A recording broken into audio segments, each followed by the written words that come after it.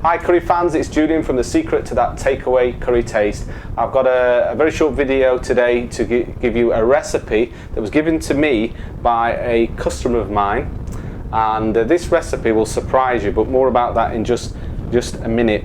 I just want to tell you that my new ebook, The Secret to That Takeaway Curry Taste Part 2, will soon be available. I'm working very hard to have this ready, hopefully within the next month or so, and it will be available for download. And this book is going to be full of British Indian restaurant style curries, more than were in the first book. In fact, I'm aiming for double the amount of curries in there, plus lots of videos. There's curries from AJWAIN and AJWAIN, and he shares some of his house specialities and some of their tricks and tips and just some fantastic things that, even if you bought the first book, will surprise you.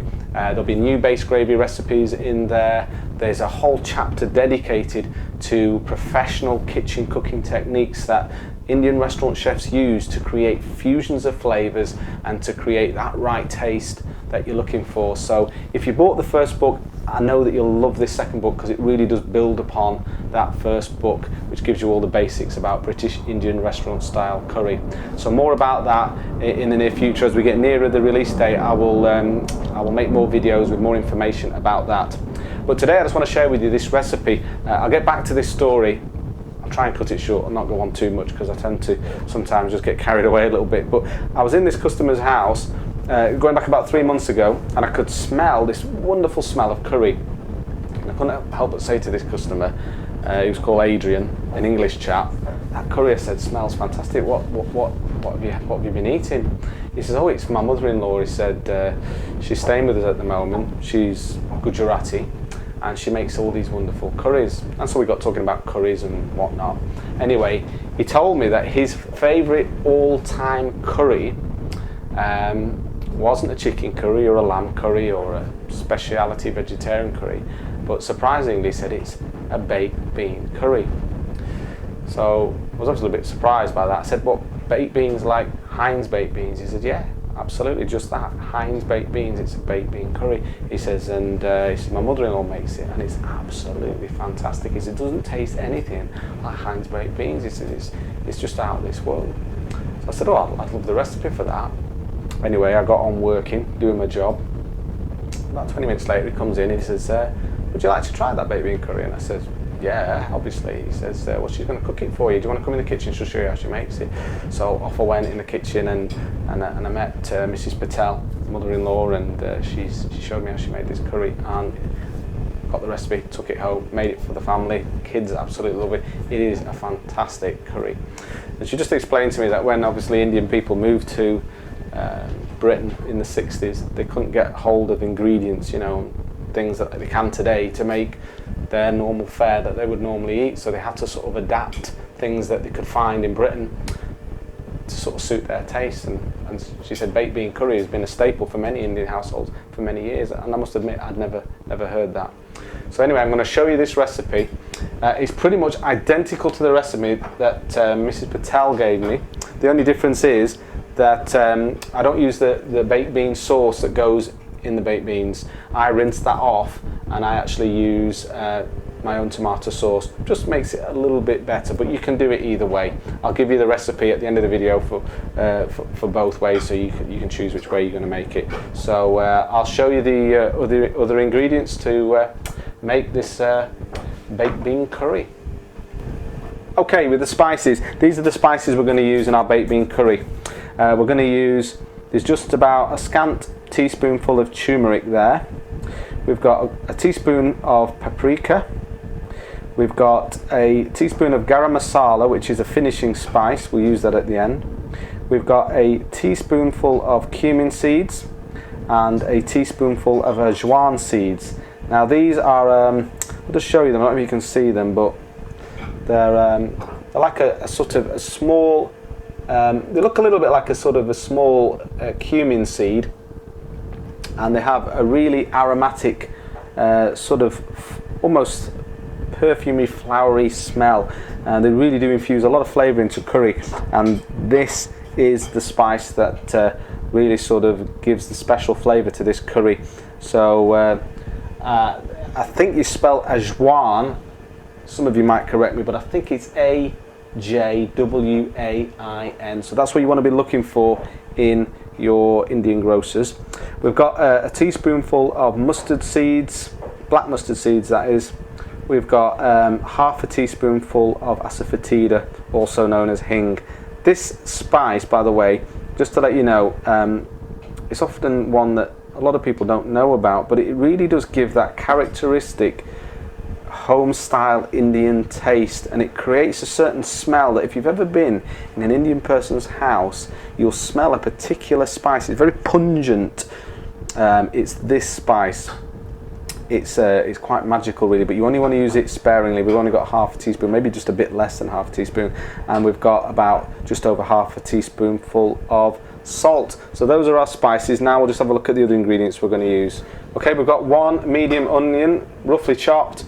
We've got 3 Asian chilies, chopped. We've got 2 tins of HEINZ baked beans. No point in skimping on this one, because you do get a better quality bean, even though you're rinsing off the sauce. The beans are just a bit nicer. So go for the HEINZ and break the bank. And so we've got 2 tins of those. I've rinsed the sauce off, as I say, but you can choose to do what you like. And then we've got 1 tin of chopped tomatoes, which we're going to blitz in our blitzer, in our blender. So we'll do that now.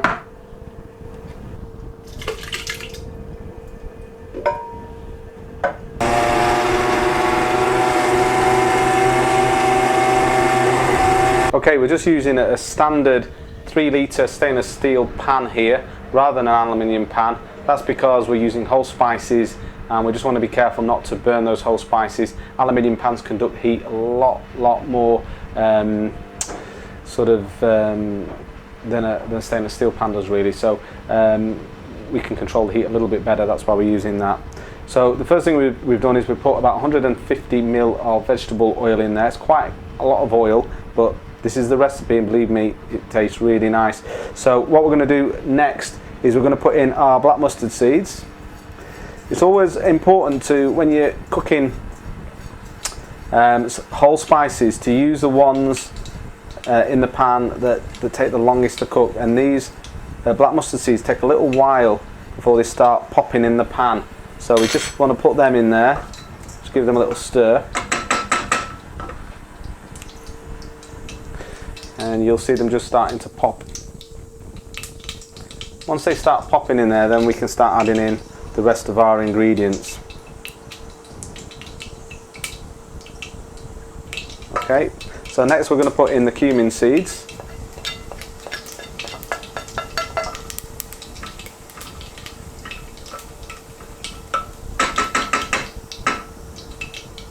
And our AJWAIN seeds.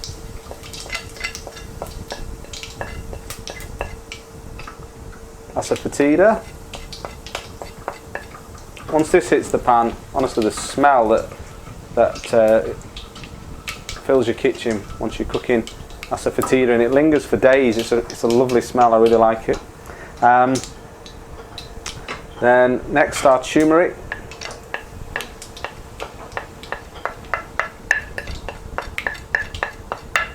And paprika. Once you've got the powdered spices in, you don't want to cook it for too long because they'll burn. So straight in with the onions.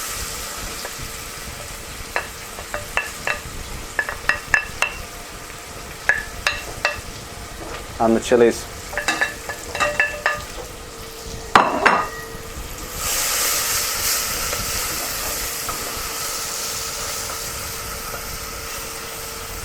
Right, turn the heat down.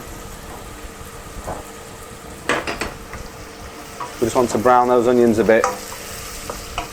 We'll come back to those once they're brown, just take about 2 minutes. Okay, it's just 2 or 3 minutes later.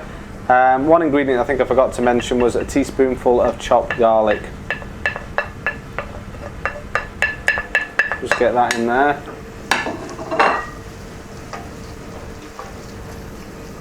Stir that in. Wow, what a fantastic smell. You just need to cook that garlic just for less than a minute really. We don't want to brown it.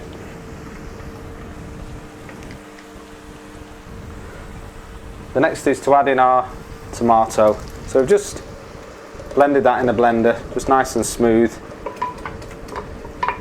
I mean, you don't have to, you could just put the tinned tomatoes in just as they are, but if you just want a nice sauce, it's just a bit nicer if you blend them.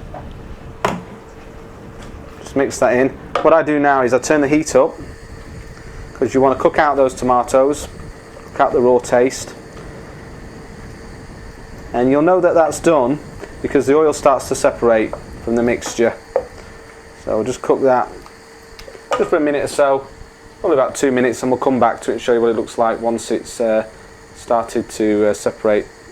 Okay, about 3 minutes later, we're just going to add in the salt. We're going to add in our garam masala, which is our finishing spice. Just mix that in, and then in with the beans.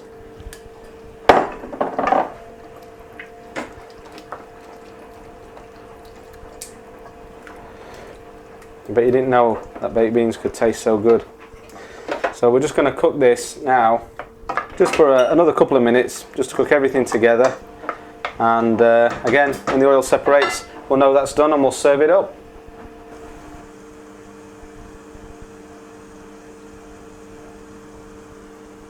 Okay, our baked bean curry is almost done. The oil's just starting to float on the top there, and we'll serve it up and do the taste test and see what you think.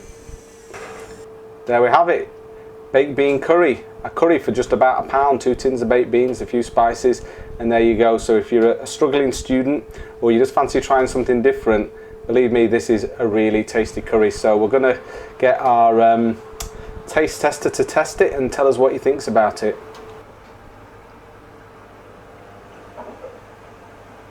Yeah, it tastes really good.